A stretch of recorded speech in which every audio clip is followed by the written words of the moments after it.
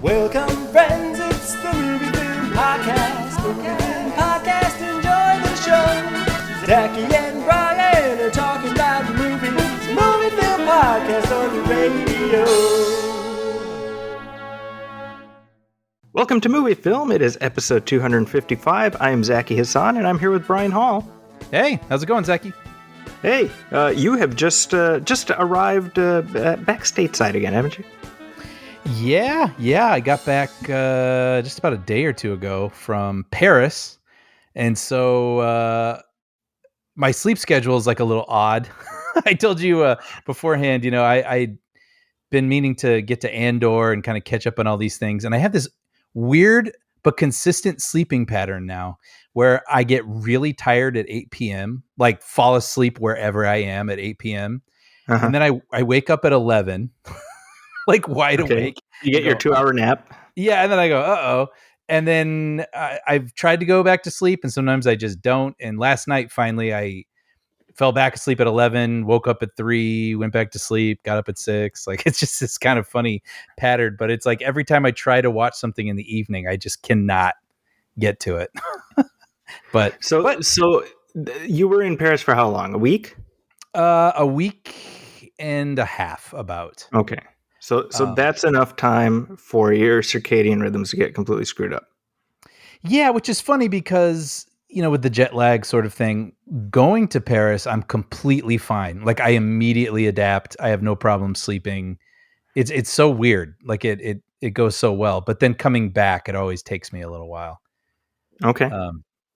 But no, it was a great trip. We went over there. One of the main reasons was for Federica's family and going to see her grandfather. And I feel like it was a really successful trip in that we got to see a lot of the family, which was really nice. I got a lot of work done, which was kind of fun. I think I talked about it last episode where it's, you're working and you're like, oh, I'll go take a little walk for lunch. And then you're just walking past the Eiffel Tower and, and then also, we had enough time to get to go see things also, like the Arc de Triomphe, which was I'd seen it, stood in front of it, but we actually climbed it this time, which is quite a walk. Sounds like it. A lot of stairs. And as you're going up the stairs, there are little pockets where people had sort of stepped into, like, go ahead, out of breath, catching their breath. Oh, wow, really? Okay. Yeah, that's a hard pass for me. As soon as I see a bunch of stairs, I'm like, nope. Yeah. Yeah. Don't need to climb those. It was great. I mean, it had an amazing view, and it was really cool to, you've seen it in films and stuff with the crazy roundabout, right? Where, in Mission Impossible, he takes the motorcycle in there, and it's like, you definitely don't want to go in there, kind of a feeling. And it was kind of cool to see it from above and be like, yeah, I definitely don't ever want to drive in that. Now, am I misremembering, or is this, you've made several trips to Paris this year, it feels like?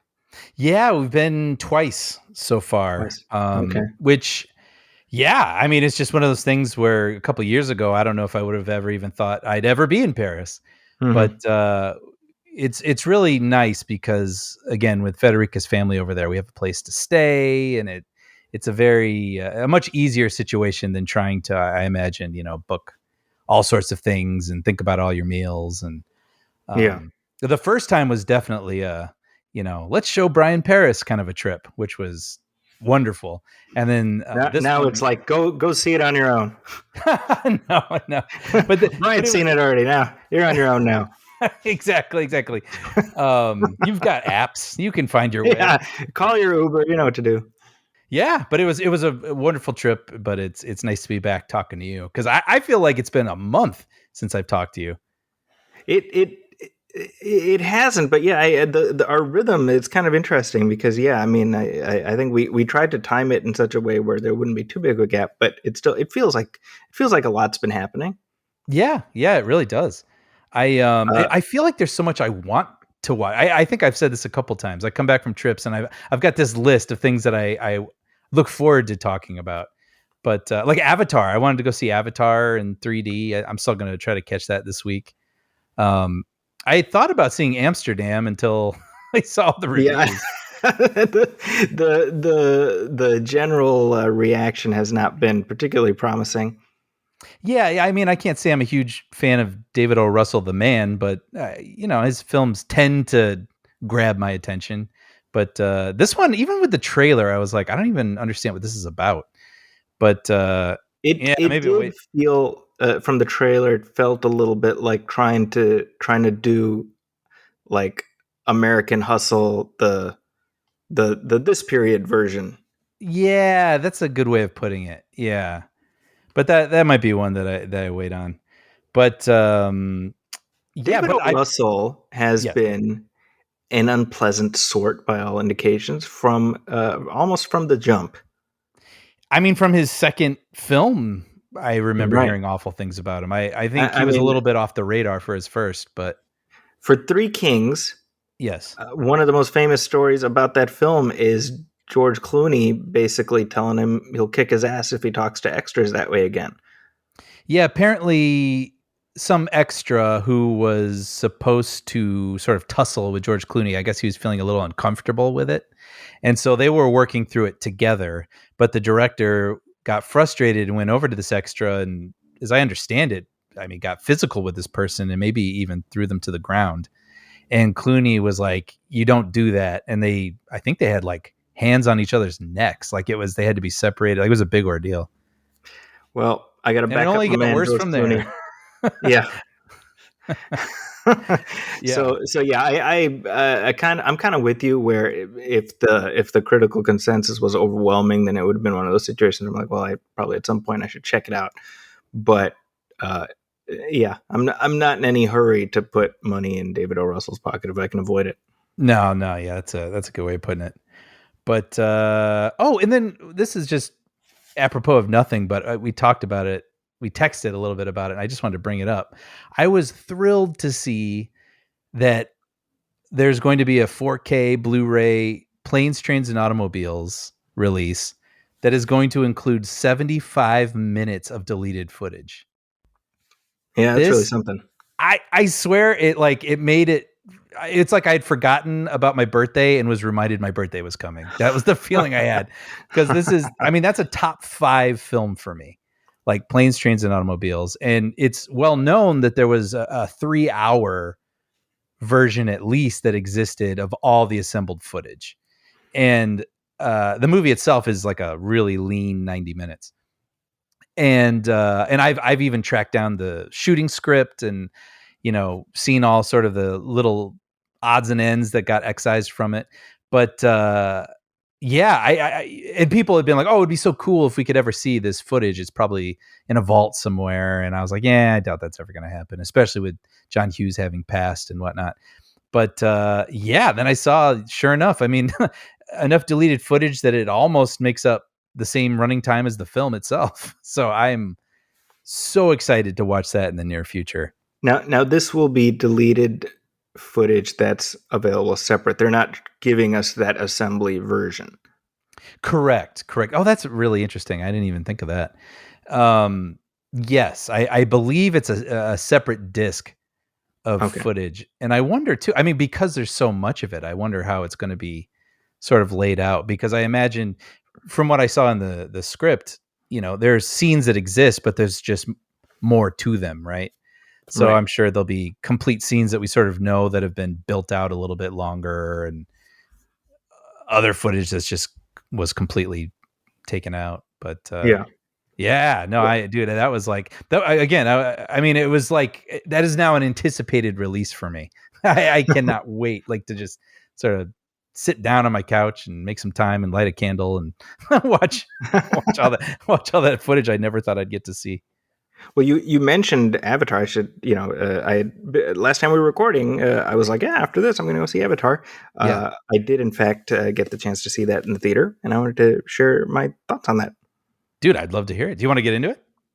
Yeah, it's so funny because we have spent the last 10 years on this show kind of be like, hey, yeah, Avatar. Well, I guess that's a thing that they're making a sequel to, and Mm-hmm. at times mocking the sheer length of time it's taken to get this thing going. But watching it, and I did revisit it one time in between, a couple of years ago for an article I wrote at the paper, but as I said last time, I was like, I remember having had a positive experience watching it in IMAX and in 3D. I was like, I want to do that again. And you watch it and it just pulls you in all over again. Yeah. That's Having what I'm hearing. having that experience. And that's where it occurs to me, like, that like the critique that has been there is, do we remember the names of the characters, and Mhm. do we quote it and all that? And I would say probably not, but I saw Mhm. somebody on Twitter who was like, well, you shouldn't be quoting movies anyway. Like, do something productive with your life. I was like, that's a good point. Touche, right? But to me, it's like, well, as a theatrical experience, I mean, if you go see it and you're like, man, I was just pulled into this experience, and then the specific memory of the the details fades, but you still remember having a pleasant experience, then don't we consider that a net positive? That's really interesting. I hadn't thought about it that way. Where I think it's a good movie. I mean, I think it's fine. I can't say it entirely stuck with me, even though I have nothing really negative to say about it. But I think that's it, right? I mean, the best way to experience this movie is in the theater, where you get pulled. You're like, oh yeah, I remember I had a really great experience with this, and maybe that's why it did so well all over the world. Is it was an experience unlike any other that we wanted to go through multiple times, so it made all its money. But then in the time since, it's not something that we stick into our Blu-ray players, right? Right. Because it's not the same experience. It's not the same sensation. And then now that it comes back out and is presented not only in the way that it's meant to be seen, I think it's been enhanced, right? I mean, they added some 48 frame per second sequences. Yeah, there's definitely that. Definitely the 4K. And yeah, I mean, it's, if you say James Cameron has created this epic theatrical experience, Mm-hmm. blew my hair back, and Right. then you say, I haven't liked it as much watching it at home. Well, Mm-hmm. does that then retroactively make the theatrical experience worse? Right. Well, in my opinion, no, because you say, well, I had a good time in the theater, and that's been my perspective, from the beginning. Mm-hmm. And then the other thought I had is, people critique sort of the storyline being, kind of a wash, rinse, repeat version of things we've seen before, right? Right. And that too, with the benefit of hindsight, I'm kind of like, well, it's a story about how colonizers come in and they try to overthrow a native population, and diminish their sacred traditions and claim them for their own. To which I say, well, is this not a story that's worth telling again and again? Mm. And reminding people that this is a thing that happens historically again and again.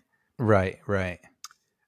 So those are the thoughts I have with that. The re-release also includes at the tail end, and I guess there's several different versions, but a scene from the new film.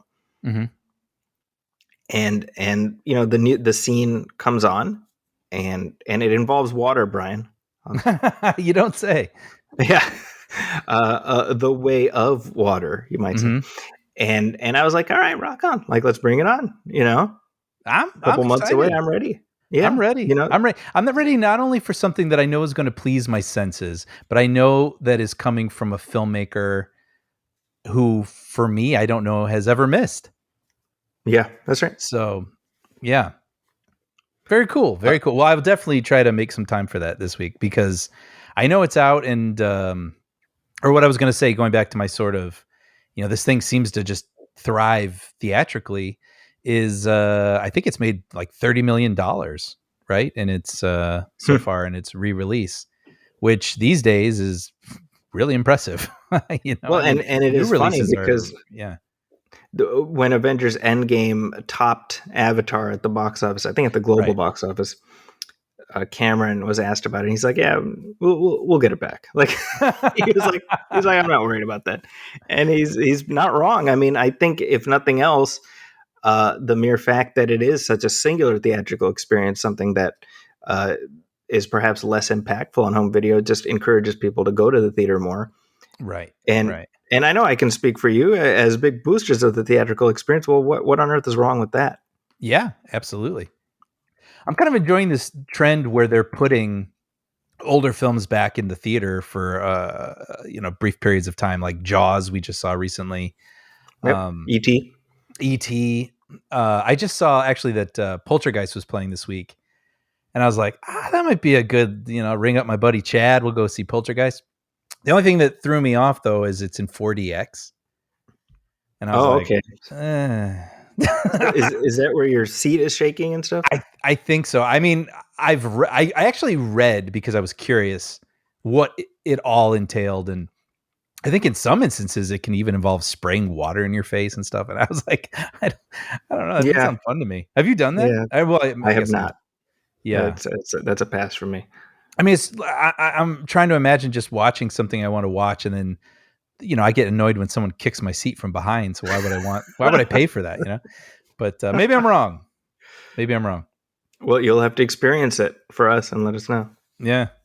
Well, real quick, I'll go through what I have seen really fast, and I want to get back to everything you've watched. I'll just get this out of the way. But I have another old book review. Brian was on a flight. Brian's got another old book review. And I didn't actually put it in the document because I wanted to surprise you. The last one I read was Of Mice and Men, which was, I believe, around 100 years old. Zaki, I went back 127 years for this next one. I read H.G. Wells' The Time Machine. Wow. Okay. Yeah, I must have. Wow. I have to admit, I was inspired by Better Call Saul. In the finale, I believe it was, one of the characters was reading it, and I thought, I've never read that. And not only that, but knowing how old it is, I'm so curious. From 1895 or something like that, I believe it is. I'm just curious what their vision of the future would be, right? Right. And it's 115 pages long, and I knew I could finish it on the flight, which is like a fun little challenge for myself. And I gotta say, I enjoyed it. It's have you read it? I mean, I read it a million years ago. Yeah, I mean, it's really easy. It's interesting to see how it just and I'm not trying to sound judgy, but no, not at all. I read it a million. I was like in junior high when I read it. I didn't even take it that way. But now I do. No, no, but it's just one of those stories where things just kind of happen. Like I can't say there's like some sort of tense structure to it per se, but and it's funny too. I read an interview with Wells that itself was probably 100 years old, which is wild. But and he was even saying, when I reread it, I see a young man, his writing, and I'm a little embarrassed. And I mean, I don't think he has anything to be embarrassed about, but it's not like a thrill a minute kind of a book. But it is super interesting. I mean, I had heard of the Eloi and the Morlocks, and I couldn't tell you for the life of me what it was from. I just knew it as, below ground dwellers, right? I don't know what it's from. But that's where this is, where there's like an above ground society and a below ground society. And I mean, it's not a thrill a minute necessarily, but it is fun. I like reading old writing sometimes because they just expressed themselves so eloquently and clearly, and there's something very soothing to me about reading that type of writing. Yeah. And what was fascinating about this experience was I literally got off the plane, went home, turned on my TV, and the movie The Time Machine was playing. Which one? There's a couple. Well, the 2002 Guy Pearce one. Pierce. Mm-hmm. And it was fascinating having the experience of having those words still rattling around in my brain and then seeing, what would probably be one of the examples of Hollywood sort of screwing something up. Oh my God. Right.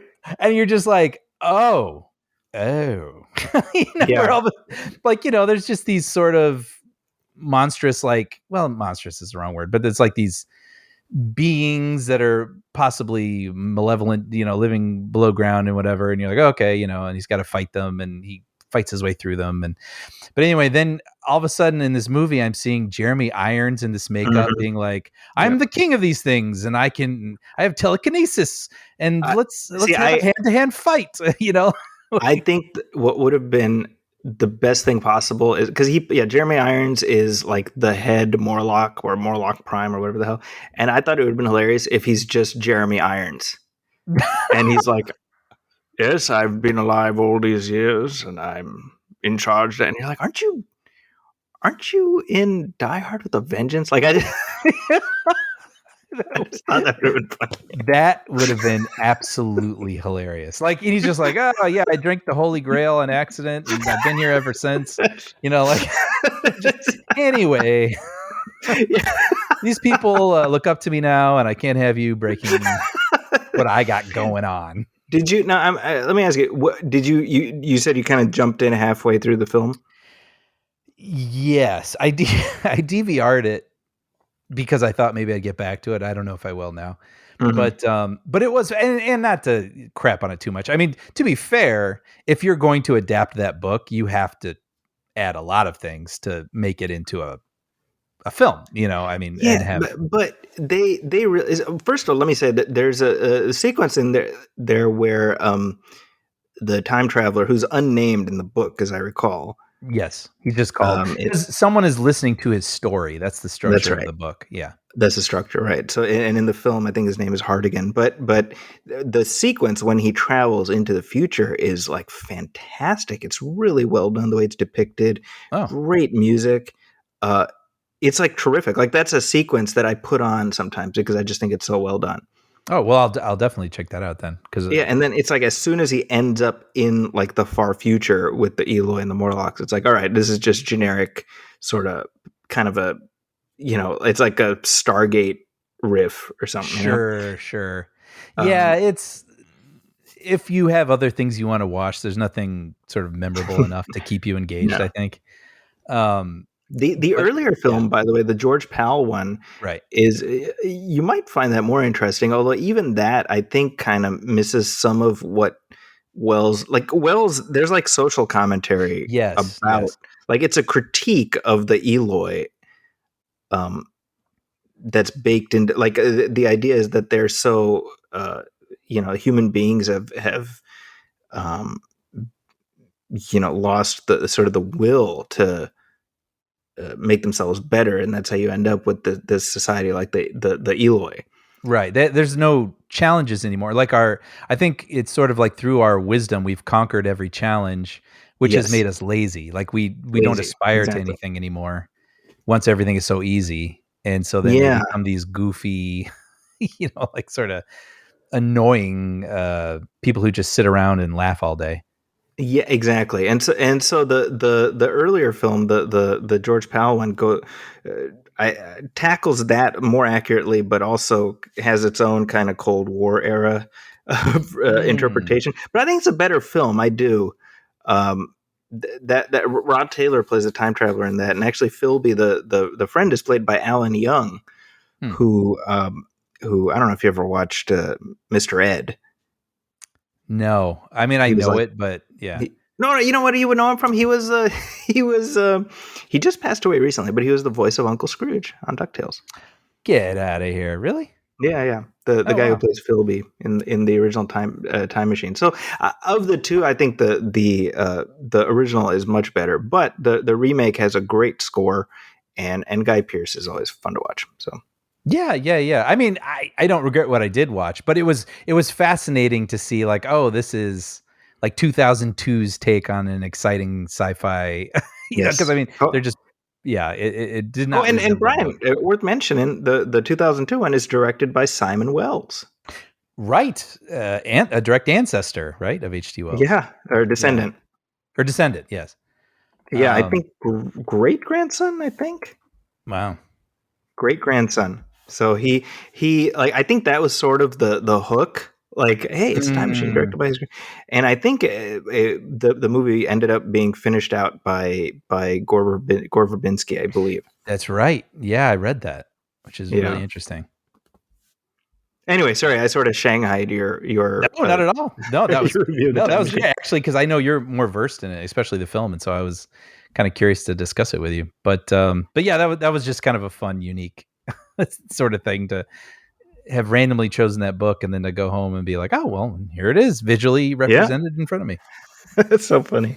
And then one other movie I watched on the airplane, I was looking for things to watch, and you and I are not horror guys, but I saw the movie Happy Death Day was That's on right. there, and I was like, I remember this. Like, I remember it's like Groundhog Day meets like a slasher movie, and I think people kind of liked it, and I was like, I don't know, I'm weirdly in the mood for this, and I gotta say, turned it on, absolutely loved it. Have you seen Wow. it? Okay. Happy Death I have Day? not seen it. I have not seen it. I mean, it's as described. I mean, it's Groundhog Day meets Scream, basically, where this girl, she's not very nice, and it's her birthday, and she gets killed that evening, and then she wakes up, and the day starts over, and she's has the opportunity through this loop to try to figure out who's trying to murder her, and also to become a better person. And and it's funny because Love it. Federica hates horror movies. I tend not to prefer them. She hates them. And she's like, ugh, I don't even want to sort of look at it. And then she saw me laughing a lot, and she was like, what is this? And so then in the middle, she put the other AirPod or whatever in her ear, and we were both by the end we were both like, that was delightful. So, kind of surprised, kind of old. People may have already seen it, but if not, I think it's only PG-13 too. By the way, I was realizing halfway through, because when it really comes to the kills, it sort of ends and starts the day over, and it's not very graphic. But the girl, I think her name is Jessica Roth. She's completely compelling, super funny and fun. Just a fun romp. Really kind of enjoyed it. And it's funny because then I had heard that Happy Death Day to You, the sequel, Yes, which is a great title. It's like Prince wrote it. It's like two, the number two and the letter U. Yeah. My two friends of mine went to go see it in the theater and walked out. And Really? I was like, Wow. you don't say. So I was like, well, I don't know, I'll just check it out. I did this the other night when I got home. And so I was like, I'll just see if it's any good. And I really loved it. Oh, wow. Okay. Wow. I don't know what twist endings today. You know what it is? Because that one is Scream meets Back to the Future 2. And Okay. I think it leans more into the Back to the Future-ness of it, and it's not much of a horror film. And it's way more sci-fi, and it's way goofier. And I swear, I mean, they name check Back to the Future 2 in it. And there's even moments in the score where I was like, oh, I am certain they gave the note, make this sound like Alan Silvestri. And it becomes this, living the first movie again. Why is this happening? And they dig weirdly. They find these, I thought, brilliant ways to dig into random things that happen in the first movie and have them actually mean something in the second movie. But it's not much of a horror film at all. So I can see if you went in wanting more horror and being like, what is this? This is like so goofy and silly and more, like I say, Back to the Future-y. But I liked it. I liked it quite a bit. And when Federica, she's still out of town. When she gets back, I figure we'll probably watch it together. So complete surprise, but Brian Hall loved the Happy Death Day series. Well, Brian Hall, guess what I just did while you were talking? What's that? I went on Vudu and I bought the 2-pack of Happy Death Day and Happy Death Day 2. Oh my gosh. I can't wait for you to watch it. I seriously, Yeah. I can't wait to talk about them with you. So if I send you an invoice for $19.99, you'll know my thoughts on this movie. By the way, this is total off-air talk, but I was like, I really want to see that movie Fall and watch Nope again. I was like, yeah, I'm going to have to Venmo Zaki some money. So don't be surprised if those pop up and you get a Venmo notice. Fair enough. That's hilarious. Yeah. Well, I've seen a few things, Brian. Let's hear it. So I saw there's a new docu series that just dropped on Netflix last week called Eat the Rich, the GameStop saga. Oh, okay. So this is a 3-part documentary that, in all honesty, should have just been one documentary because it's total. It's under 2 hours. So I don't know why they did that. That's weird because they don't get advertising. So why would weird, you right? Like, try to make it? I was actually trying to game that out. Like, what's the incentive behind chopping this into 3 things? I have no idea. But yeah, it's kind of an explainer about that whole GameStop thing that happened last year. Yeah, sure. Which I'm sure I don't know how closely you followed it, but a little bit. I followed it a bit enough to understand it, but I would be interested in watching something dig in. Yeah, it's for those of you who don't know, it was essentially it's start of 2021. People are still at home because of the pandemic and not much to do, and so you have like more retail investors or day traders, as they're called, who are just like, oh, I'm just gonna do some stock stuff, and essentially, in the social media age, you now have Reddit forums where people are talking about stock tips and things like that as sort of a counterbalance to talking heads on CNBC and things like that. Right. And so the stock for GameStop, which is we all know GameStop from malls. Remember malls? Yep. So the stock was extremely low in terms of the price, and it was being shorted by hedge fund managers who saw it as a stock that was a company that was likely to go under. So you had specifically on the back of this Reddit forum called Wall Street Bets, basically you had people being like, oh, people are shorting this stock, we should buy it up. Yeah. And so in essence, they're just buying up this stock at absolute basement prices. Price starts shooting up, and as a result, these hedge funders end up down to the tune of, some of them, billions of dollars. Wow. They're just over leveraged. Yeah. And it was kind of, again, as I'm not, invested very heavily in stocks, so I don't pay too much attention, but there was sort of a car wreck fascination here. And this documentary, I think, does a good job of boiling it down in a way you can sort of get your arms around it. Does kind of the Adam McKay thing, yeah, Sure. little. I mean, not so much like Margot Robbie in a hot tub, right? Which would have been nice. I guess. I was gonna say that's the only thing that did work for me. But doing like explainers, like, oh, this is like this. It uses like GIFs and things like that to sort of. And I think the stock market just in general is something a lot of people don't know much about, and the terminology and things like that is deliberately that way. Sure. To make you be like, oh, that's too much for me. I need to talk to a professional. Yeah. Sorry, you go ahead. No, that's it. I was I don't want to interrupt the rest of your take on it, but I kind of want to speak to the McKay thing of it all, because I was thinking what you just said. I think when I'm watching a documentary or when I'm having something that requires explanation, I guess I don't mind some of the sillier sort of, bathtub talk kind of thing. Like, and even in that movie, what was it called again? The Big Short. Yes. I remember not disliking it in that movie because it was complicated material. I think it's the fact that it's carried over into all of his work that I found sort of annoying. Sure. Like when Vice and yeah. And the Lakers one, the Lakers series that he did on HBO. I was like, I don't need people talking to me like during, like, I just kind of want to watch a narrative about the Lakers dynasty. You know what I mean? And so I wonder if there's, for me, there personally, for myself, there's a time and place for it where it's like, yes, talk down to me, because I need it. And then other times it's like, I don't need to be talked down to all the time. Yeah, Adam. The end. No, but the film itself, what was interesting to me anyway is that the vehicle by which so many of these day traders got in on GameStop was because of this app called Robinhood, which I'm sure you've heard of. Yes. It's just an app that lets you. It's almost like a video game. You know what I mean? Like you can just move money around that quickly, right?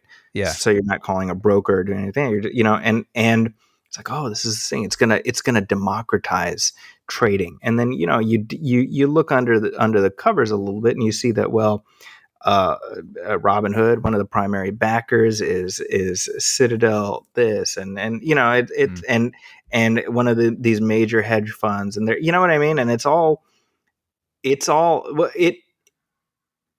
it's sobering. That it's a bit like it's like when Neo comes out of his meeting with the architect, and he's like, "It's all Right. it's just another form of control," you know. Right. And that's what's really sobering about it, is like, this whole thing, it's set up in such a way to make you think, like, average folks, they want you to think you might have a shot at this, but that's all you're ever going to do is think it. Of course. And then I remember Robin Hood got kind of complicated, right? Like where they were actually sort of misleading. Yeah. In the information. Yeah. Well, they shut off the buy function. Oh, right. So they, in essence, they're like, oh, well, we have to protect our customers. It's like, well, no, what you're doing is you're trying to protect the people who are backing you, Yes, exactly. Right. And it's all kind of sketch.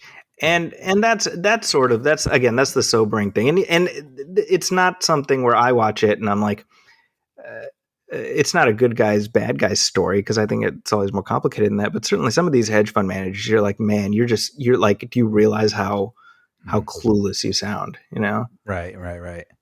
In terms of you're like asking people to hate you, So worth watching is my point. I think, especially if it's not something you know very much about, I think there's something in there that's worth seeing. All right, I will definitely check that out, because I this was one of those things now where things move so quickly.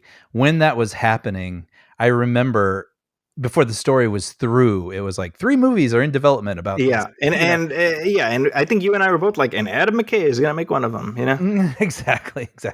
But I mean, I think yeah. Well, there's a movie, I don't believe Adam McKay's involved, but it involves Seth Rogen and Pete Davidson, and I'm like, doesn't this seem like a story that would involve Seth Rogen and Pete Davidson? Yeah, that's funny. And Jeremy Irons as the Prime Warlock, because he's always there. Yeah. Anywho, so that is on Netflix. Another thing I've seen, Brian. So this is going to be on Netflix in a couple weeks, but I beat you to it, Brian. What? How dare you? I saw Glass. I know. I saw Glass Onion, a Knives Out mystery. That's, by the way, I'll just throw this out there at the top here. Having been on quite a few flights this year, hands down, that is the movie I see the most on people's screens. Easily. That's so true. That's really true that you say that, because I'm like, yeah, I think that's absolutely right. Because that I can vouch for that as well. You can imagine if it wasn't someone who had just made a Star Wars movie, but some young filmmaker being like, hey, I want to make an Agatha Christie style movie. I mean, who would have made that movie, right? Mm-hmm. But Rian Johnson was able to, and it's just, I don't think I've met anyone who doesn't like it. It's just, it hit, and people really love it. So I'm very excited for the sequel, especially because knowing the first film, I mean, you get thrust into this world and these people and these characters, and now that's all done with. So now this is an entirely new cast of characters. It's a new setting. So I wonder if people will respond to it the same way, because it's going to be a completely different thing. So I'm very eager to know what you thought. It's funny because in our last episode we talked about Confess Fletch. Yes. And sort of the enjoying the mystery aspect of that. Yeah. And I was struck by sort of this is that, very similar. And I think one of your critiques with Confess Fletch was like, you never got the sense that Fletch himself was in any danger, right? And watching this, I was thinking of that. I was like, this is similar too, right? Where we're not like, oh my gosh, is Benoit Blanc gonna die? Sure. It's just it's like watching a James Bond movie. You're like, well, James Bond's not gonna. Oh, wait, that's funny. Well, I mean, to go back to Knives Out, though, the original. I mean, I think I won't spoil it, but I can speak to a couple scenes. But that movie had a fun twist to it where you knew who was involved and you weirdly did not want them to get caught. And like that whole scene with the dog and the chunk Right. from the house, like that's what I'm talking about. Like Yeah. Yeah. Very tension, clever. Yeah. you know, just very clever and sort of like, oh no, no, no, like sort of things. Like I felt like some of that was missing a little bit from This. Fletch. Yeah. No, I agree with you. Yeah. I think Rian Johnson just has a real panache for this type of story, Yeah. you know?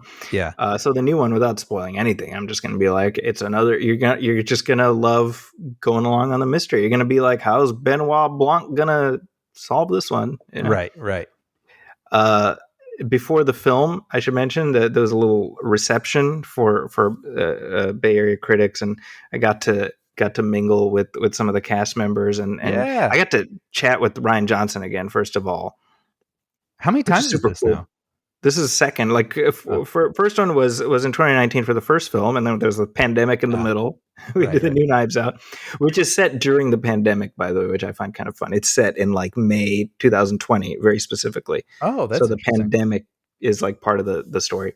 Like Fletch. Yeah, that's right. Yeah. But we got to talk about Star Wars again. I was just like, dude, the movie's 5 years old. How do, you know? And look, you will never convince me Rian Johnson does not adore Star Wars. To hear him talk about it, to hear him hold forth about it.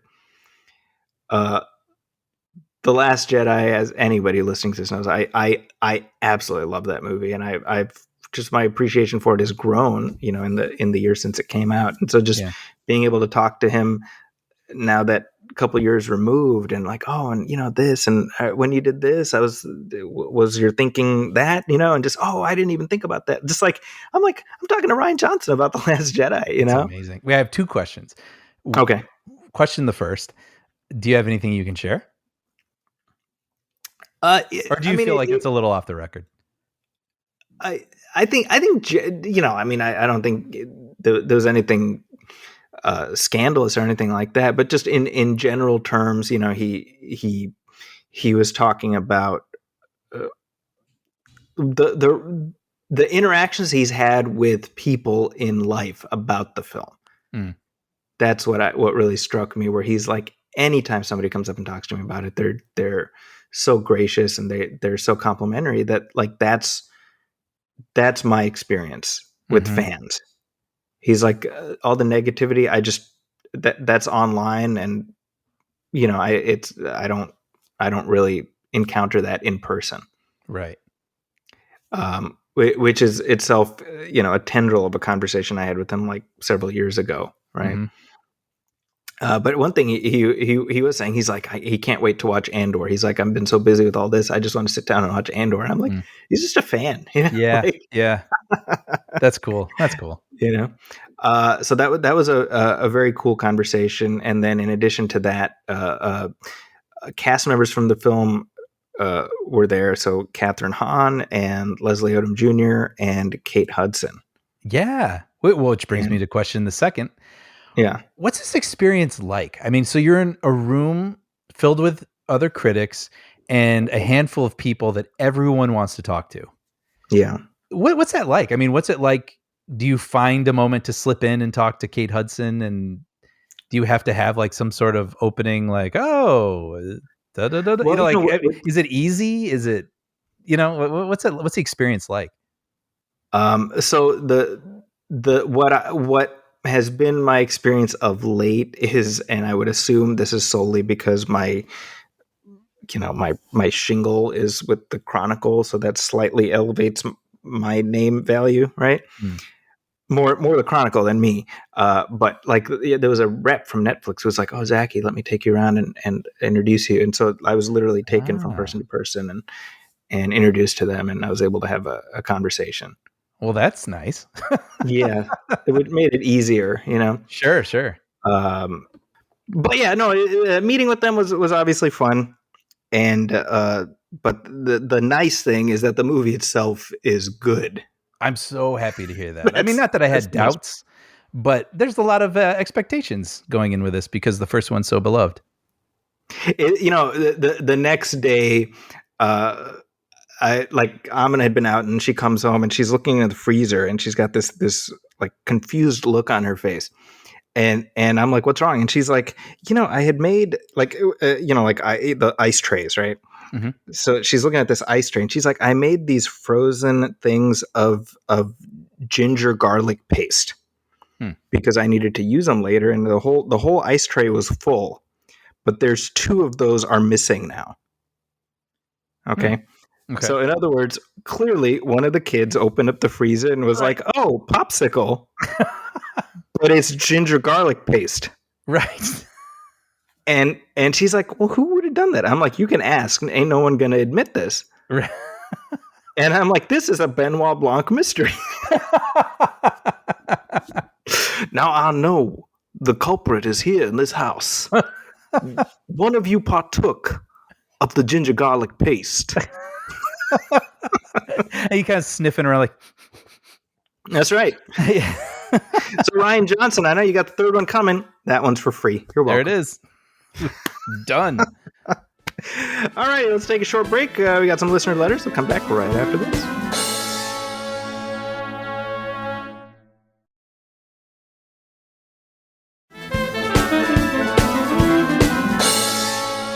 All right, here we go, Brian. We got some notes here. Oh, let's see. Well, this is from Mark LaChance, who emailed us at moviefilmpodcast@gmail.com, and he says, thanks for the continued great content. I look forward to each new episode, particularly the commentary tracks. Oh. I noticed that most of your tracks are from movies released within the past 50 years or so. I realize that's because your core audience is Gen Xers and millennials. First of all, let's pause and reflect on the fact that Gen Xers are now 50 years ago. Right, which is wild. I fit that demographic because I'm 47. However, I was wondering if you might consider doing commentaries for some slightly older films. Would love to hear your thoughts on a few Hitchcock classics, particularly Psycho, Vertigo, and The Birds. I also think all of Kubrick's films from 2001 to Eyes Wide Shut would be great, and I would be very interested to hear your thoughts on Barry Lyndon, which I think is an underrated classic. I think that's a great idea. I see no reason why that would not happen. Yeah, I need to start writing these things down because I'll be out and I'll think of a film and I'll be like, oh, that'd make a great commentary that we haven't. I don't even think we've discussed this film, or suggested it. And I need to start making a list. But these are great films to start with. I think it's a great idea, Mark. I mean, when you look at the general arc of how we've progressed through commentaries, we tend to get more eclectic as time goes on. Yeah, yeah. Right? Because we're sort of moving outside of our, the things that we've seen a gazillion times. Mm-hmm, mm-hmm. Those were easy ones to begin with because we didn't even really have to research them. I mean, we had all the knowledge in our heads, but yeah. That's right. But as we move along, and I fully, I mean, this year, Brian, is the 60th anniversary of Dr. No. Oh, that'd be a good one. I feel like we should absolutely do something for that. I mean, gosh, this is the first James Bond movie. Definitely. And Ike and I are still we're like in the middle of the run now. We're in the Roger Moore era. So I've got Bond definitely on the brain. Where are you at with those? Just watched the first Live and Let Die is what we watched. Okay. I'm curious what you'll think of those as you go through. Because I think it took them until probably The Spy Who Loved Me to really to crack it with Roger Moore. Oh, interesting. Yeah. This one wasn't one of my favorites, but it's kind of racist. And by kind of I mean a lot. It's extremely racist. Yes. It didn't sit very well with either of us, honestly. Yeah. But you sort of squint a little bit just to see what the action and the whatever, but I realize there's probably going to be some rough patches, for a series that's 60 years old. Well, I think the thing that sticks out to me the most is just how he's just a borderline rapist in a lot of these movies. Yes. That's sort of, I don't want to say like a joke, but it's like something that and you're like, oh yeah, those older films, he behaves in such a way. Oh, that Bond. But yeah, when you actually sit down and watch the films, you're like, oh no. Like, he's a predator. He's a predator. I mean, that's going to be the hardest thing that the producers kind of have to figure out. Like how do you crack that? How do you keep the character going while weeding out these things that are so intrinsic to sort of what we associate with them, but saying, well, it's not okay in 2022. Yeah, I mean, I feel like they've begun to do that with Craig. I think they've course corrected some of those things. Yeah, it's gonna be particular tricky in the last one, right? I mean, the Ana de Armas character, right? Like he kind of, I remember he had like one little flirty line with her, and she just basically is like, no. Yeah, no, that's a good point. Yeah. Giving the woman a lot more agency. So, Mark, there's one commentary that's older than 50 that you can look forward to, and I would expect more. Certainly, Psycho. I think that would be a great one. Psycho would be great. I love Psycho. Yeah. All right, here's a note we got also at moviefilmpodcast@gmail.com. This is from Brian Bellumini. And he says, hello, Zaki and Brian. I love your show, and I must say you guys are doing fantastic work. I wish I could say I've listened for all 254 episodes dating back to when you guys first began, which, again, not a big deal. It's okay if you haven't done it. But the truth is, back at that time, I just wasn't all that into movies. I mean, it's not that I didn't watch any movies. Of course I did. But once the movie concluded, I would move on to the next thing, not think much about them afterwards. So, the normal folks, Brian. Right. But every once in a while, a big movie would come out, like a new Star Wars film, and then I'd tune in to see what Zaki and Brian had to say about it. And I always enjoyed the shows I listened to. Fast forward to the global pandemic, and I found myself having a lot of free time on my hands. And you know what that means? Lots of time to watch movies. Every time I saw a new release, I had to visit the Movie Film Podcast to get your take on it. And here I am now, a loyal listener looking forward eagerly to every new episode. I very much enjoy your passion and enthusiasm for the films, all the little backstories and context you share with us, hearing you work through your viewpoints with each other, and the occasional story from your personal lives. Oftentimes, your show will point in a direction to go see something that I wouldn't normally have seen otherwise, and as others have said before, listening to your show is like being in the room with you and just hanging out with your best friends. In the case of Zaki, he actually is my good friend, as we've known each other since high school. Fact check, true. Fact check, true. But also in the case of Brian, though we've never actually met in person, I've come to appreciate and love you as though we were best buddies, even if it's just in my head. Oh, Brian, we are buddies. Wow, that really means a lot. That's a very nice thing to say. So now that's all out of the way. My actual reason to write in was to express my appreciation for the SNL digressions in your latest episode, and this is 243, I think, the one where we talked about Prey. Yeah. I think it was Prey. No, it wasn't actually. It was the Andor episode. Oh, wow. Good memory. Really? Was that recent, huh? No, that's not right. Anyway, it's whatever. It's one of them. Lord of the Rings. It was the Lord of the Rings one. Okay. Rings of Power. That makes sense. He says, I enjoyed you bringing back memories of Massive Head Wound Harry, Unfrozen Caveman Lawyer, and Jack Handy. If I could add one of my own, I don't know if you use Google Photos, but Facebook and Apple, I'm sure, do the same thing, where they show you some of your old photos and they ask you, do you remember this day from 7 years ago? Every time I see that, I'm reminded of the SNL skit, The Chris Farley Show, where he interviews a celebrity of the week and asks them a series of illuminating questions, largely consisting of whether they remember that one time the celebrity did something, and then Chris Farley telling them that it was cool when they did that. That's right. And what's funny is ever since reading this email, and every time it says on this day in my Facebook memories, that's how I remember that time when you went to that thing. Yeah, that was awesome. Yeah, I always think of the one with Paul McCartney. Yeah, when he's remember when you were dead? Yeah, that was a hoax, right? Yeah, right. That's Chris. I didn't really die. Yeah, that's awesome. Yeah, of course, right. Yeah, stupid. I think there was one with Jeff. Jeff, Dumb and Dumber guy. What's his name? Daniels. Jeff Daniels. Wow, that was embarrassing, Brian. My brain just blinked out there. Jeff Daniels, yeah. Well, thank you, Brian, for that.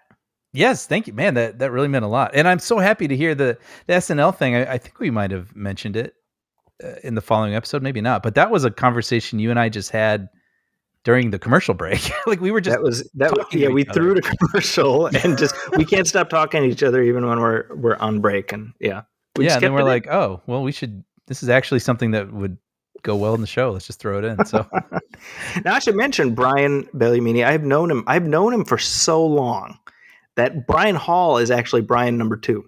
wow, That's how long I've known Brian Belliamini. that's amazing. Yeah. Now Brian Belliamini's gonna on a stormy night like see lightning flash out his window and a silhouette in the driveway, and it's me. So you're Brian. Brian number 1. Hey, so we got some headlines, Brian. Yeah, let's hear it. So here's something. Community is finally fulfilling the prophecy of 6 seasons and a movie. I've got to admit, I'm actually going to stop myself. Am I surprised? I think there was a moment where I thought maybe enough time had passed, and I don't know how you...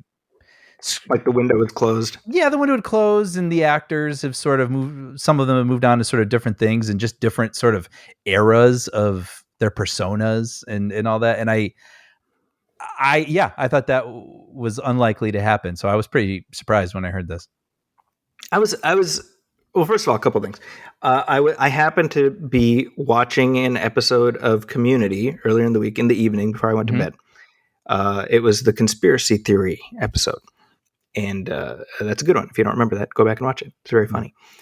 And I was watching it. I was like, man, I just love this show. And in my head, I was like, it'd be nice if they somehow made that movie happen. And I went to bed, and then like Pinocchio wishing on the star. Yeah. Geppetto, I should say. I wake up in the morning and I have like a push notification. It says the Community movie is happening. Wow. That's the Blue Fairy was flew out from your place to Hollywood and touched. That's a real thing that happened. It's funny because if you go back and listen to earlier episodes of our show, especially in the early years, I mean, we talked about Community quite often because it was still ongoing at that time. Yeah. So it is cool that, and I can say, I mean, I was there from the jump. I watched from the first episode on, but it has grown its audience, which is cool. Streaming. But thanks to streaming and just general word of mouth. I mean, the current audience is almost entirely different, or there is an entirely different audience from the one that watched originally.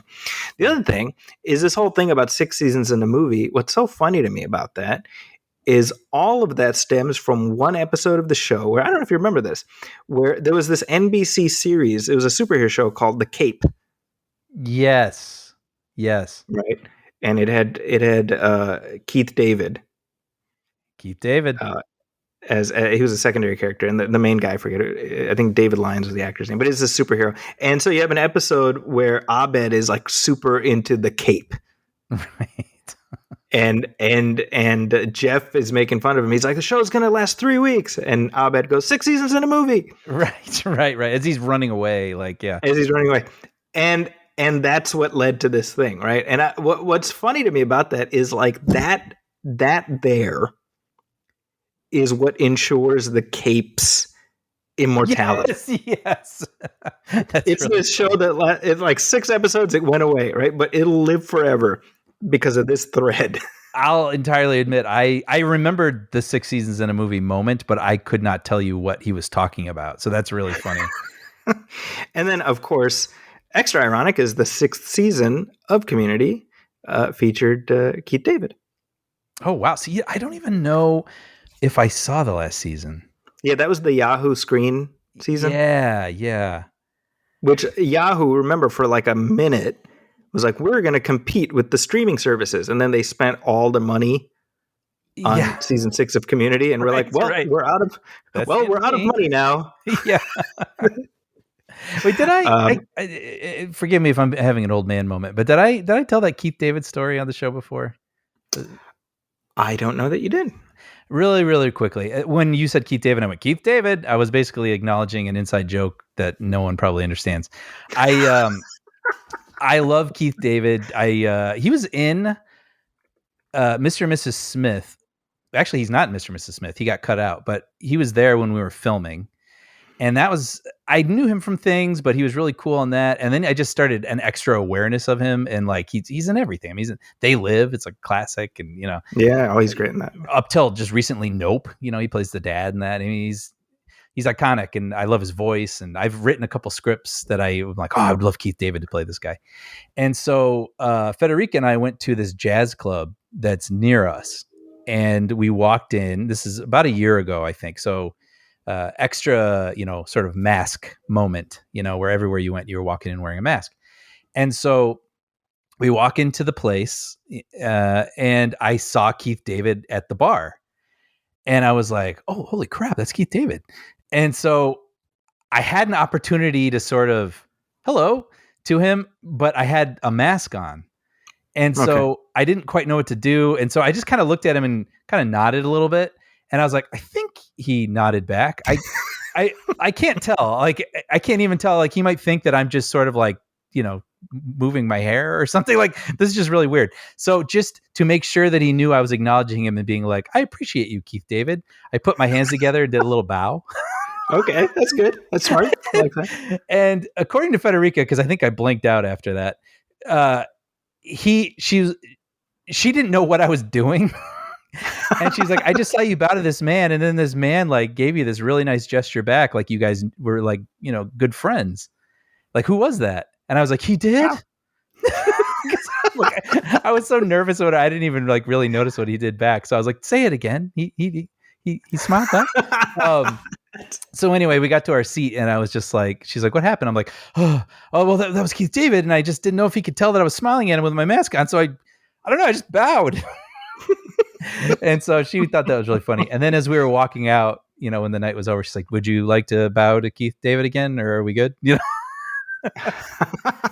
So anywho, that's my Keith David story. I like that story. Yeah. That's a good story. Thank you. I think we talked about it before, where I was out with you and Sean, and I saw Robert Forster eating dinner. That's a good one.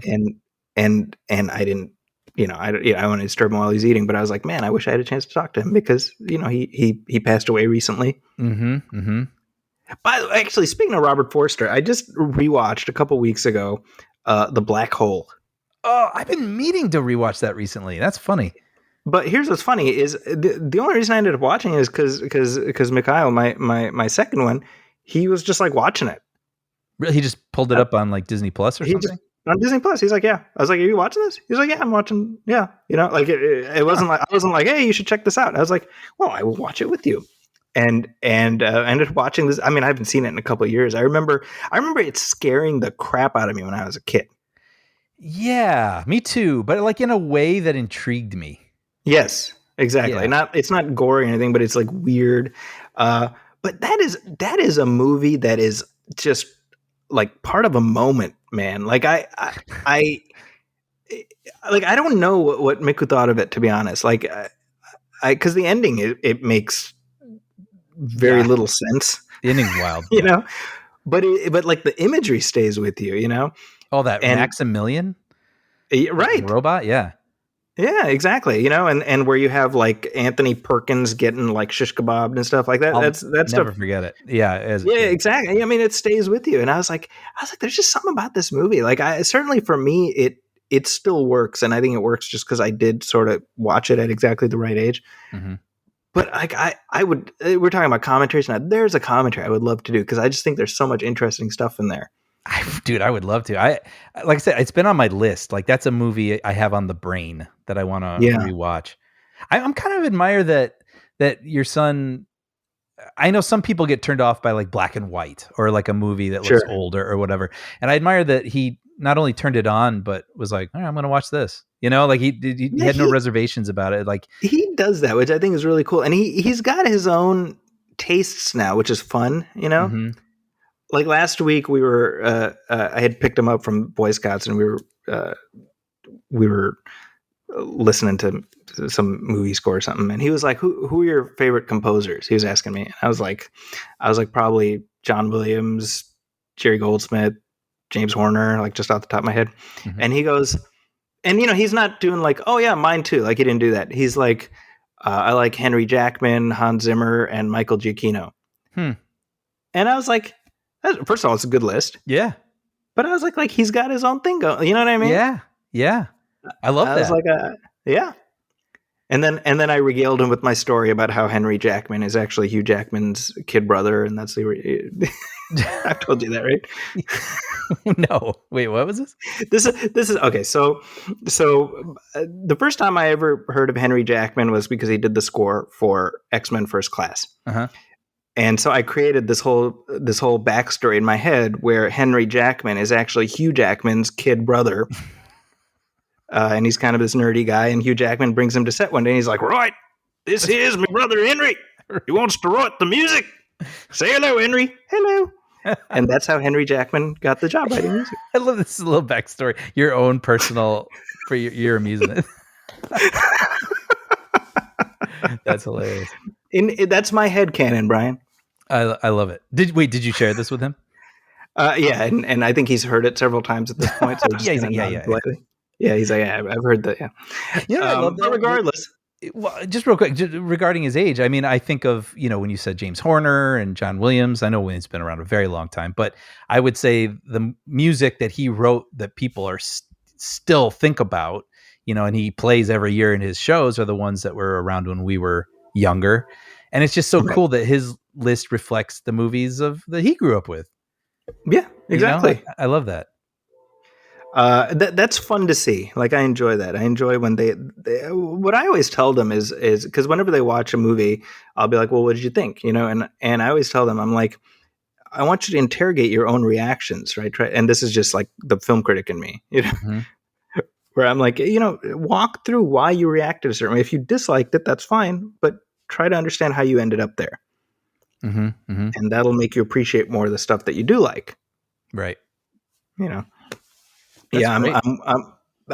it's fun. I'm actually with Mikko. I've been going through all the X-Men movies because he's like, hey, I want to watch all of them because he doesn't really remember them. Mm-hmm. And so we just watched this morning. We watched the Wolverine. Yeah. Is that the one in Japan? That's the Japan one. Which honestly, the last time I saw it was like when it came out. Same. And so there's like an extended cut which adds about 15 minutes to it. But I was like, it's not bad, this movie. I remember that. Yeah. But it's funny because we did watch the X-Men Origins movie, and Mikko was like, that sucked. Really? he was like, I mean, that's what I'm saying. He's got his taste. He kind of knows what he likes. Yeah. He's like, well, that was pointless. I think that's what he said. It ended. He's like, well, that was pointless. Isn't that kind of fascinating? Because when a movie comes out, like Don't Worry Darling is a great example of this. Like, an opinion becomes formed, and then multiple people make the opinion, and then that just becomes what the movie is. Right. And so I remember with X-Men Origins, there was a lot of, or Wolverine Origins or whatever it's called. It's like there was a lot of, there was a leak, first of all, which was and so people were like, this movie sucks. And then that's just what that movie became. Like, that was jury's out, or jury rest, whatever. I'm mixing up my court metaphors, but that's what the movie is. And it's just funny that he wasn't paying attention to any of that. I'm certain he wasn't old enough to remember it, but then revisiting all these years later on his own, he's just like, no, this sucks. Yeah, I mean, he was, and I even told him, I was like, look, I wasn't going to say anything, but since we were going through them, I was like, well, watch it, and I'll let you just decide whatever. So I was like, I agree with you. I think it's the worst one out of all of those. Mm-hmm. But it's been fun getting his perspective on these. That's cool. That's great. Speaking of Mr. Jackman, yes, he broke some news of his own a couple weeks ago. Yeah. Do you? Would you like me to share, Brian? Sure. Yes. Oh, okay. Sorry, I know you're teeing me up. In case you wonder if we rehearsed the show, folks. Yes. we don't. So this is unexpected. We knew that a Deadpool 3 was in the offing. I think everyone expected that even after the Disney Fox merger, that probably Deadpool would be one of the few assets that would stay the same, even with Marvel taking over. I don't think anybody expected Ryan Reynolds to announce that he had gotten Hugh Jackman to come back to play Wolverine in Deadpool 3. Yeah. Yeah. Now the movie itself is scheduled for, I believe, 2024. Hmm. We don't know where it's going to fit in as far as MCU phases and all that, and it doesn't even matter. But I feel like what probably turned the dial for Hugh Jackman is that it's been long enough now since Logan Mm-hmm. that he doesn't feel like he's doing anything to step on that. That's a good point. Yeah. Right? I mean, that's like more than 5 years ago at this point. Right. And I like Logan. It's not a movie I really revisit.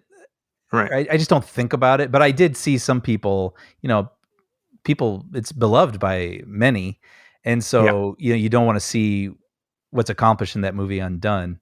But I think obviously Deadpool has like a comedic spin to it. So you got to wonder that there's going to be some sort of weirdness to it, or maybe even, multiverses are so normal now, they're in also,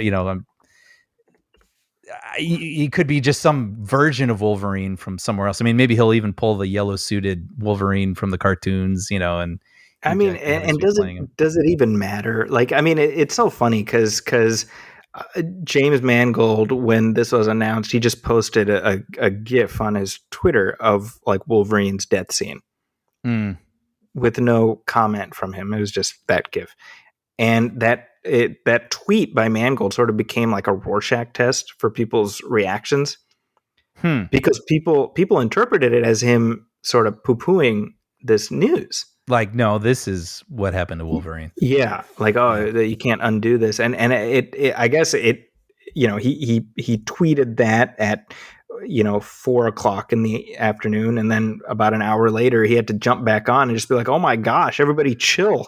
Really? Just kidding, I'm all good." Like, Huh? Interesting. Here's what Mangold said. He says, Logan will always be there, multiverse or prequel, time warp or wormhole, canon or non-canon, or even without a rationale. I cannot wait to see what madness my dear friends Ryan Reynolds and Hugh Jackman cook up. Okay. So I can't imagine Mangold is spending much time stressing about it at all. And, me personally, I've never looked at Logan as the specific endpoint of that whole story. I look at it like the Dark Knight Returns, or, it's like, well, this is like the last Logan story, whatever, Sure. To whatever extent I think about it at all, because like you, I haven't revisited it a ton, and it's because it's kind of dour, and it's a challenging watch. Yeah. Emotionally, not intellectually necessarily, but right. So to me, I'm just like, hey, this is great. The other thought I had, however, is I wonder if Hugh Jackman is partly in it to snake back his Guinness World Record. Right. For most times portraying a superhero character, specifically a Marvel superhero. Wait, so who took it from him?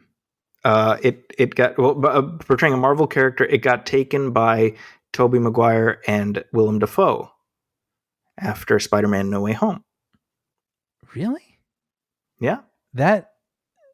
Oh, is it? Wait, for time or frequency? Most time. Wow, I didn't realize Tobey Maguire had played him that much. I thought Wolverine had just appeared so many times in so many. The number of appearances, but not the number of years.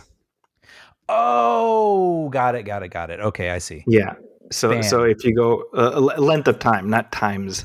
Got it. If you go length of time from Toby's for 02 to whatever, right? No Way Home. So that's my guess. All the records. Yeah. And now that I think about it, Patrick Stewart came back as Professor Xavier a few months ago. Mm-hmm. So he kind of added to his distance record. Yeah, that's right. Jackman's like, hey, I'm feeling left out. Yeah. So I'm only kind of joking. I wouldn't doubt that was something that was at least partially in the back of his mind. Mm-hmm. Mm-hmm. The other thing is, they put out a video, Jackman and Ryan Reynolds kind of joking about what they expect in the new movie, and there's just like music playing over it. But I was like, he still looks good. Oh yeah. He's he's actually younger than I thought he was too, which I didn't realize. He's like early 50s. Well, I think he was like 30 exactly, right, when he did the first one. Oh, I don't know. I think so. But yeah, he looks great. And I mean, obviously it's cool when you know that an actor loves playing a character you love, Yes. you know, because sometimes that doesn't happen and it's a little disappointing. Yeah. So you know, he must really relish it so that you can feel that, right? So you just know that it's going to be fun to see him put the claws back on and he's going to be having a great time. The question I have is whether this is a one-off or whether Kevin Feige extracted some other promise from him. Interesting. Right. Because when you think about it, that's if there is a challenge that the MCU folks have is who's going to play Wolverine. Like that's a very tough road to pave there. Right. So you're saying that, what do you think? Well, or what are you implying? I'm not implying anything, Brian. I'm just saying, I mean, we know that there's they're in the multiverse saga right now. I wouldn't be surprised at all to see some role for Jackman's Wolverine in one or two movies moving forward. Even if it's just culminating in this, this Avengers Secret Wars movie. Right. Oh, yeah. Yeah. Well, that would be a definite applause moment, you can imagine. Yeah. So we'll see what happens with that. Yeah. But we're not done with Marvel talk, Brian. There's another MCU project that just dropped a couple days ago. I thought we can talk about that right after this.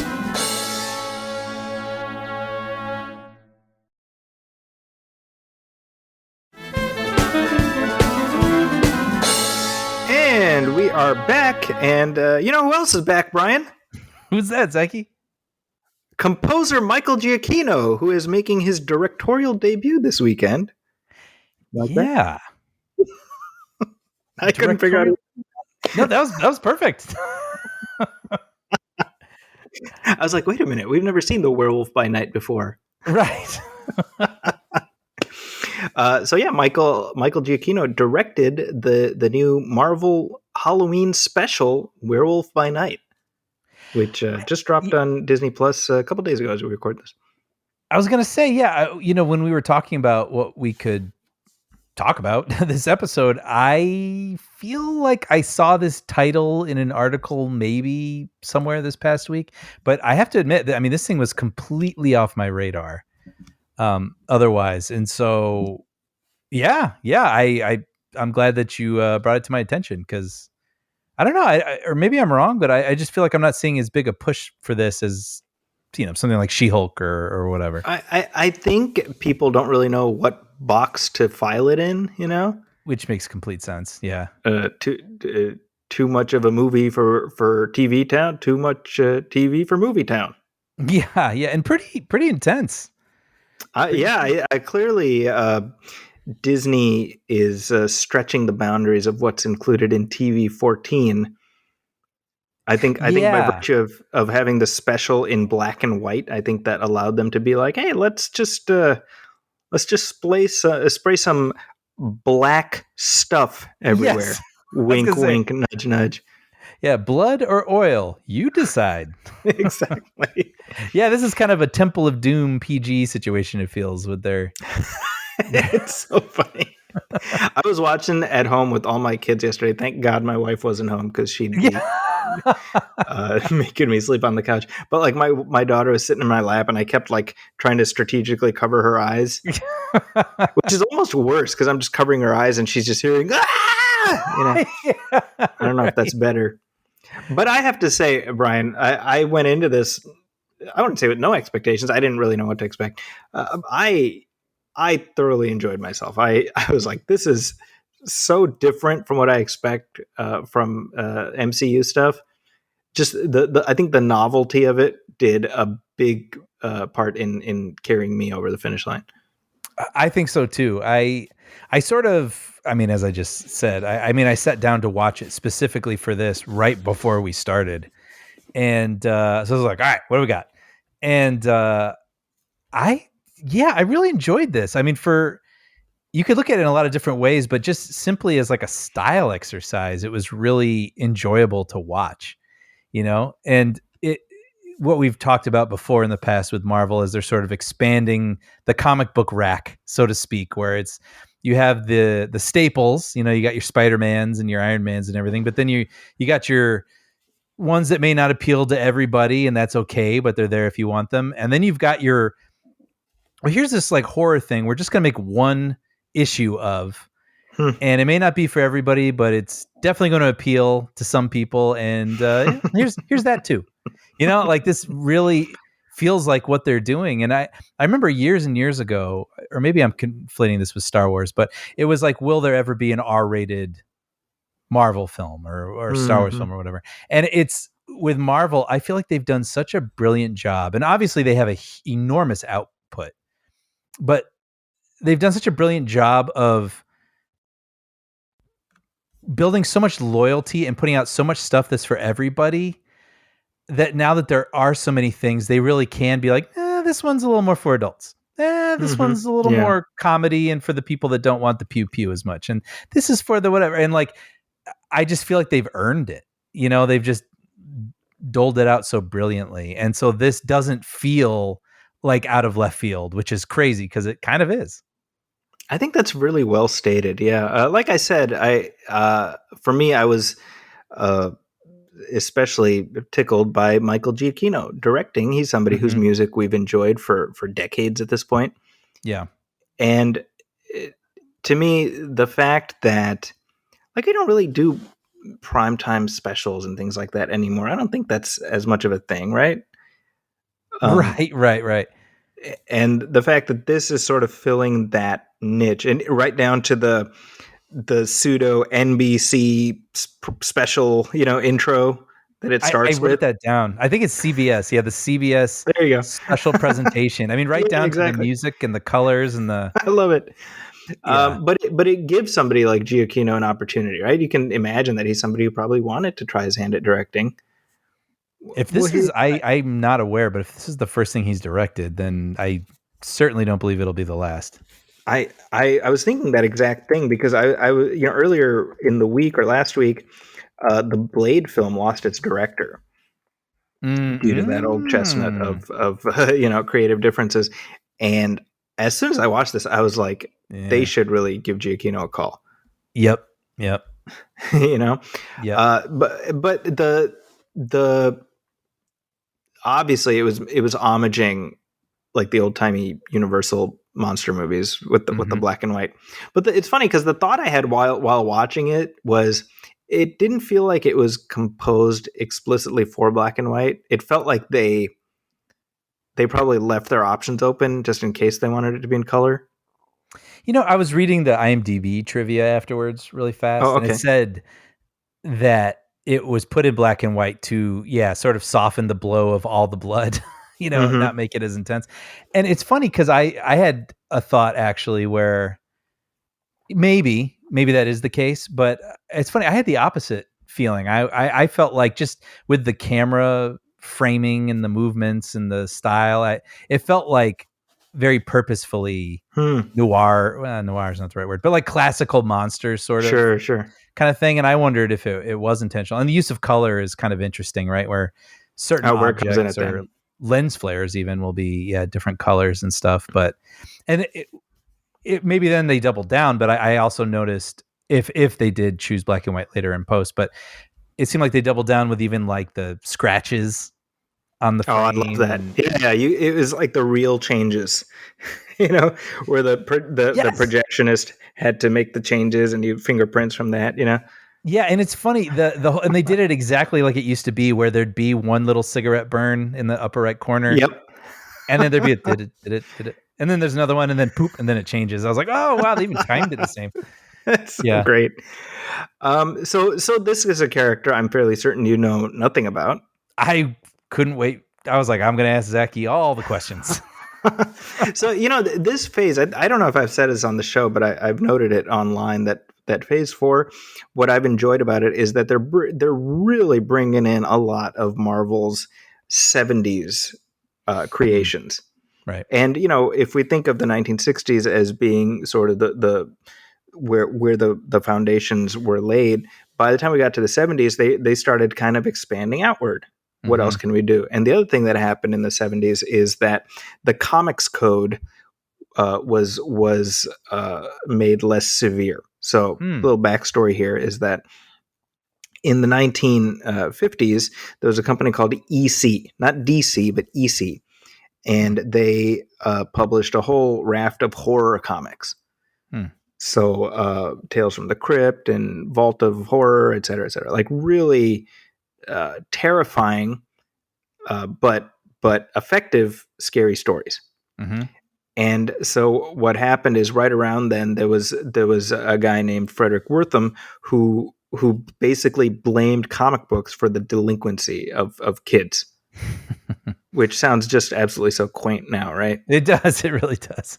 Yeah. He would say things like, "Oh, these horror comics are making kids want to murder their parents, and Batman and Robin are making kids want to be gay and stuff like that." I'm not making that up. That's what this guy was saying. Yeah. And so there were like congressional hearings, and it became like a thing. Okay. Wow. And so the comic industry, as a means of protecting itself, essentially threw EC under the bus, and they came up with a self-regulated thing called the Comics Code Authority, which essentially banned horror in comics. And so essentially that meant the EC, all of their horror books essentially went under, and the one book that they were able to keep going with was this little thing called Mad. Oh, really?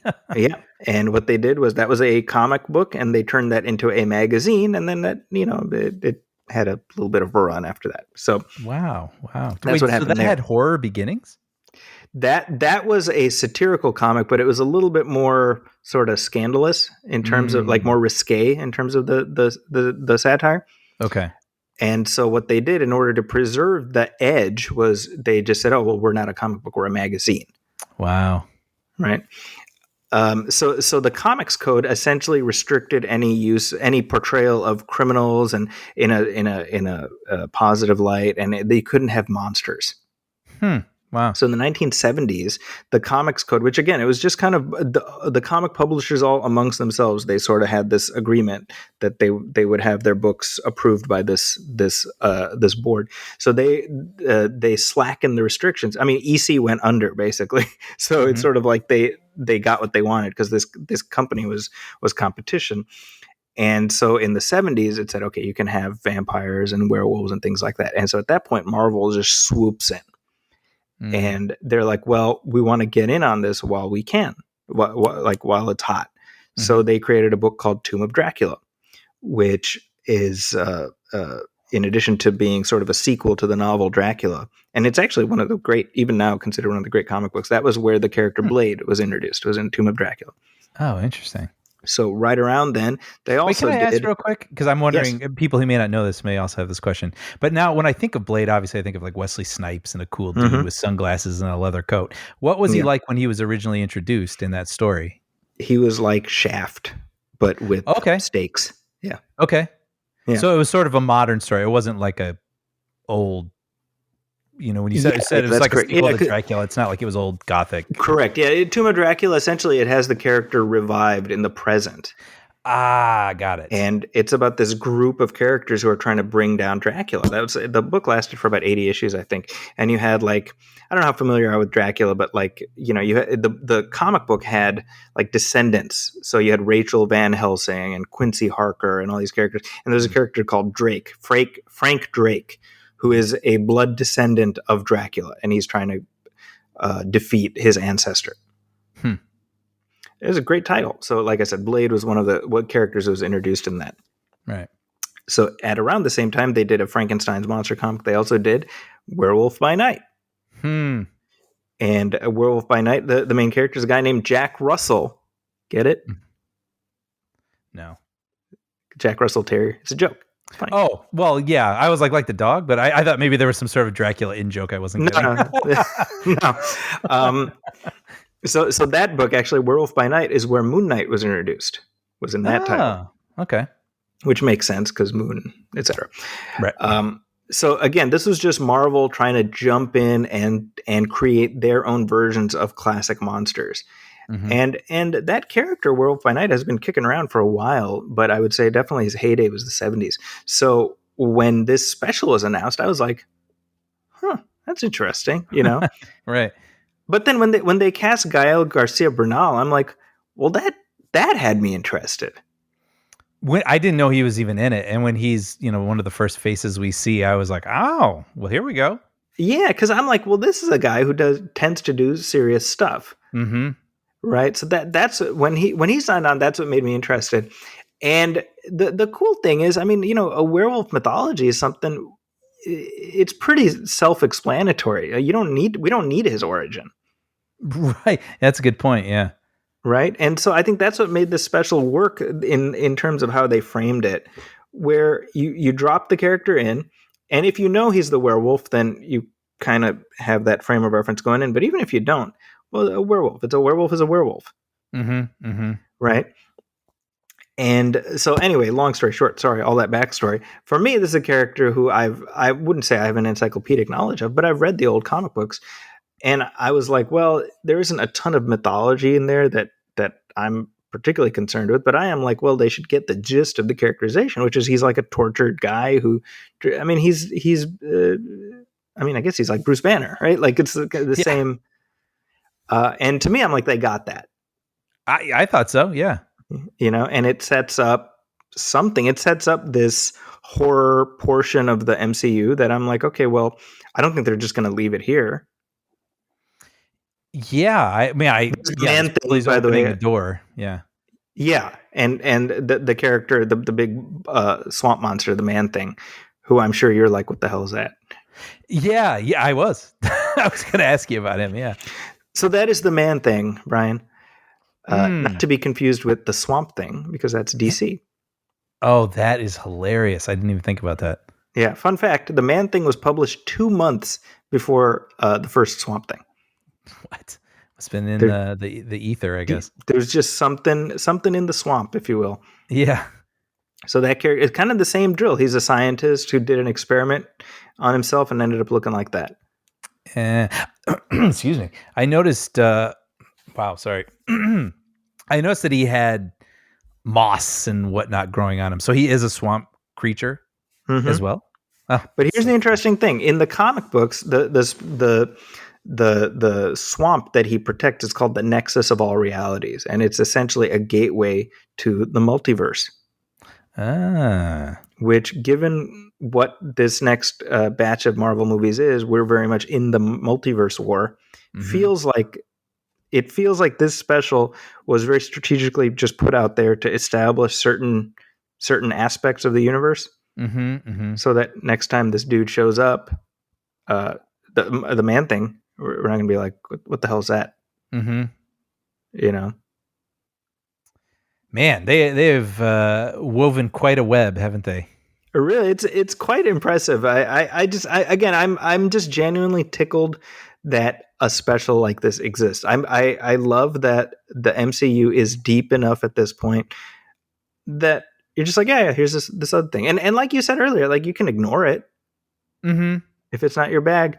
But like there, and you know what's funny is, now with Andor, we see Star Wars trying to expand like the palette of what to expect. But I think Marvel got there sooner, where they can just be like, this umbrella encompasses a whole lot of different approaches. I hope Star Wars succeed. Like I hope Andor succeeds, because that's what I want from Star Wars as well. Yeah, and I know that they do have their sort of Goonies story coming soon too, right? Yeah. And I mean, obviously that excites me. I love that kind of stuff. And yeah, I love it. I love that the world can be this enormous toy chest. Yeah. And you can have all manner of toys in there, and, have your horror, you can have your comedy, you can have your adventure. I'd certainly love to see that for Star Wars, but I'm definitely appreciating, as I, going back to what I said earlier, just how strategic and successful Marvel has been with it. They really, I mean, this special drops right alongside we're at the tail end of She-Hulk, and I don't know if you've kept watching She-Hulk, but like the latest episode, I was like, oh my god, this is great! Like this is the best episode of the show so far. Oh yeah, no, we're pretty behind, but I Okay. know Federica was a big Daredevil person, so she's super excited that he's Oh, in there. that case, I'm very curious what she's going to think about the Daredevil appearance. Yeah, yeah, we knew it happened, but I haven't seen it yet. I mean, even that, right? Like the She-Hulk show, that's not going to be for everybody. But like now, she's in the mix, and you can drop her into. I may have used this analogy before, but it is appropriate because we're talking about Secret Wars. When the original comic Secret Wars was that it was just all the Marvel characters, all the superheroes are dropped onto a planet with all these villains. Mm-hmm. And I was probably 5 when that comic came out. And you just look at the front cover and it's all the characters that are charging at the camera. You're like, this is amazing. I've never seen anything like this. Yeah. And I read it and I'm familiar with maybe 2/3 of those characters, right? But I don't feel lost. I'm just like, oh well, that's another person. And that's like I don't need to know everything, but I get the gist of it. Right. And then later on, it's like, oh, if I want to know more, I can read this character is here and this character is there and whatever. And I feel like that's kind of what we're going to see with the Secret Wars film that they're doing. They're going to have all these characters that are being set up here. They're going to get dropped into that. And it'll be an opportunity for people who haven't watched any of these shows to be like, oh, well, I want to delve into the backstory. So now I can hop onto Disney Plus and watch this, that, and the other thing. Yeah, and I can imagine there because there's so many of them, there doesn't have to be this pressure for them all to be a part of the team. Yeah. Right? Like you can have a moment like with Matt Murdock in Spider-Man where it's like, oh, well, they need a lawyer. It's like, well, here's She-Hulk, and here's da-da-da-da. Yep. Like you can drop them throughout the entire movie in different ways based on who they are, That's exactly it. Yeah. Yeah. So I think, like I said, knowing that the MCU includes Jack Russell, I'm tickled. I'm tickled by that. Yeah. Well, I gotta say, I mean, getting to the show, I really loved, and by the way, I really loved all of this. This is why I come here, Zaki. I come here for your encyclopedic knowledge because you can fill in all the things that I would probably go on to Wikipedia later tonight and go to read, and it wouldn't even do half the job that you do. I appreciate that. Yeah, but no, I just, it's funny when it started. It's never a good thing to sit down and watch something sort of right before you're supposed to talk about it and just be like, okay, here we go. How long is this? You know what I mean? And so when it started and it had the style, I was like, ooh, style. And, I'm a very visual, the way that I consume my media. Like I really, even if a movie's not great, if it's visually interesting, I'll still not mind the 2 hours that I have to spend with it. Or that's why I can rewatch movies a lot because I just love looking at the frame and everything. And this one is just so delicious. I mean, people who watch movies that way are going to get a lot out of this. But when it started, I was like, I have no idea what's going on. I know it's not even an hour long. Maybe I'm just not going to really care about what's happening, but I can kind of enjoy like the style of it. But then it's like these little twists and turns and allegiances and turns on each other. And I was like, oh, whoa. Like it all just, and then when it was over, I was like, well, that was just a blast. That was like a totally unexpected, great little short story. And I hope they do this more. Mm-hmm. I love it. Not everything needs a movie or necessarily a series. Yeah. And you can trust the level of quality you're going to get. Yeah. You know what I mean? Like I thought this was a great quality little piece of entertainment. That's a good point, right? There's like a baseline expectation. Like we know, at least on a technical level, it's not going to be amateurish.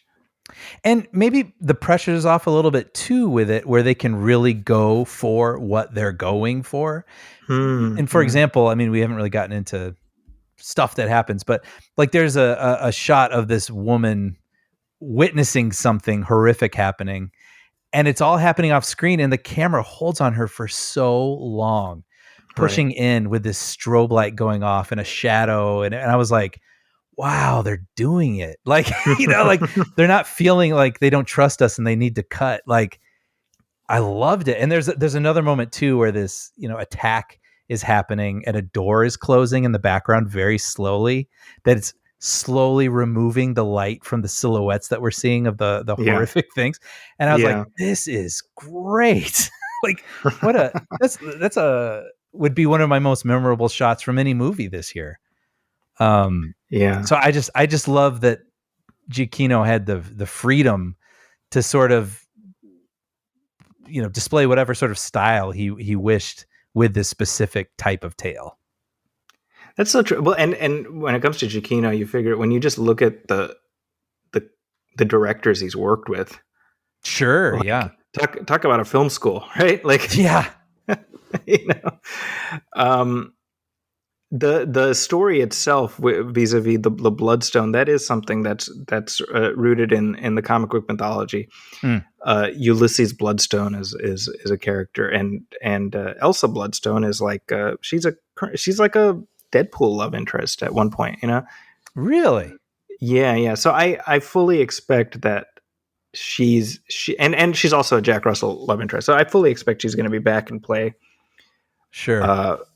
All I'm saying is, if you have a team of monsters, well, how do you not have Morbius, Brian?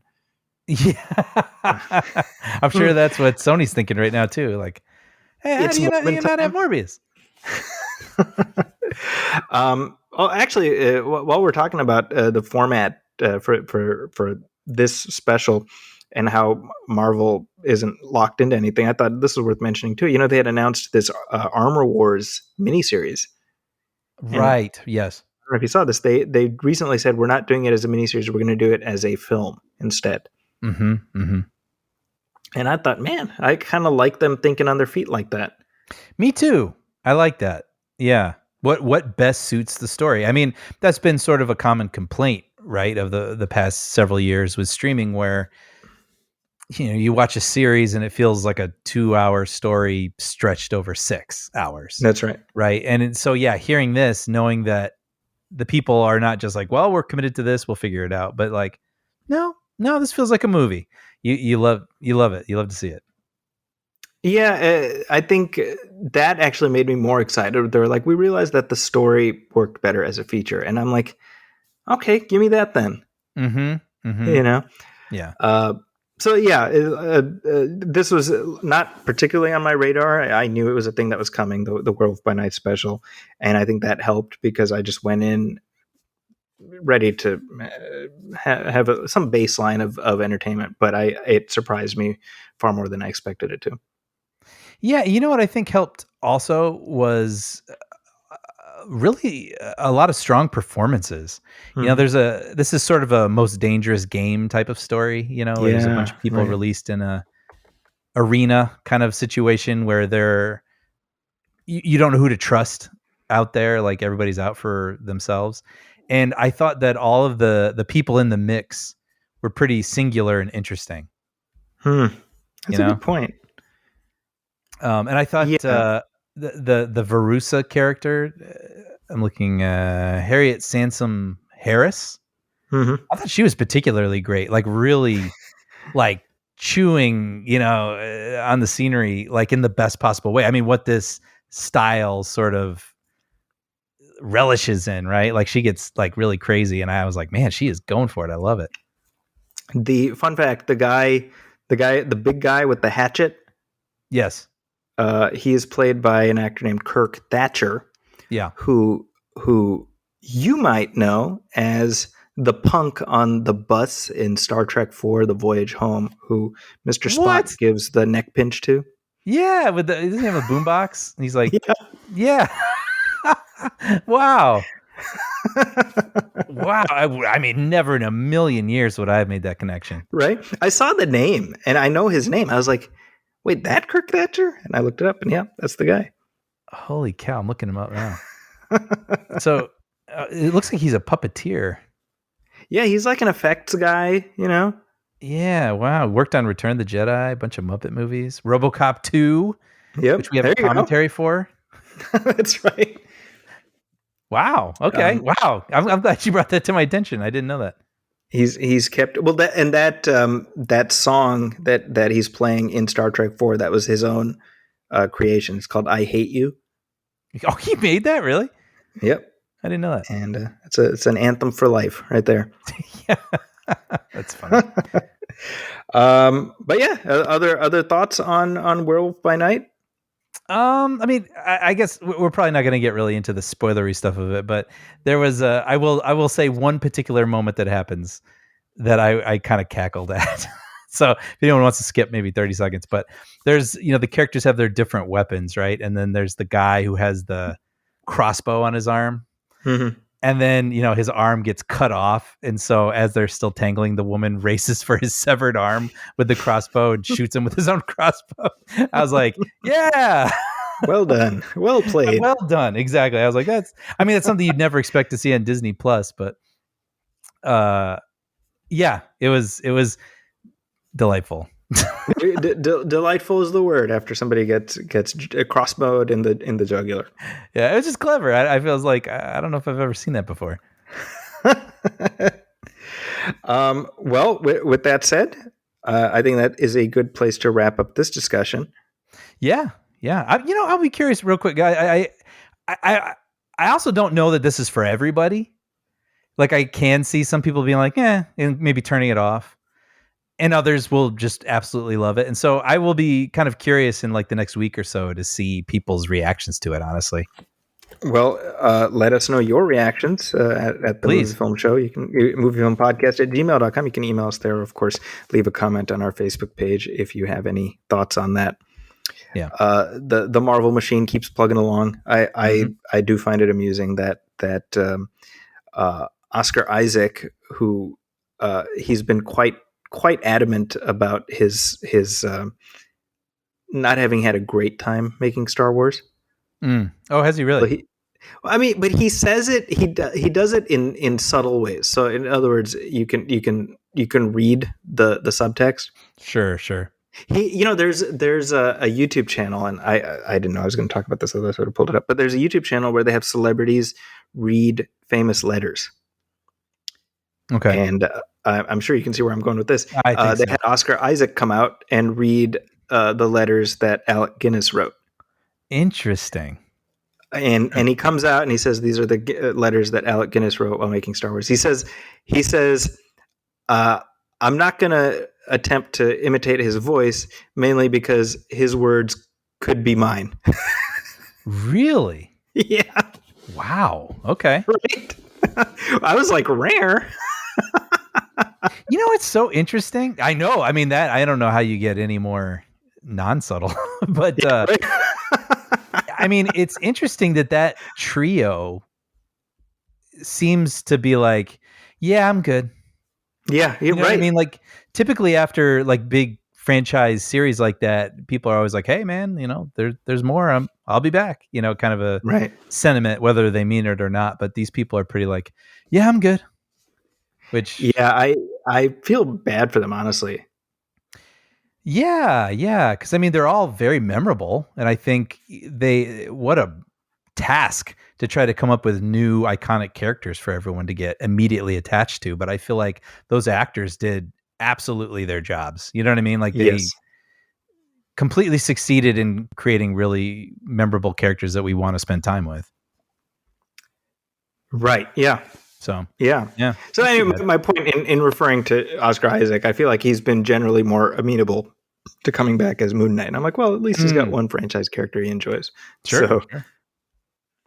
But with that, let's put a pin in this discussion. We'll be back in just a couple weeks where we're going to shift superhero universes because we'll be talking about Black Adam. Here we go.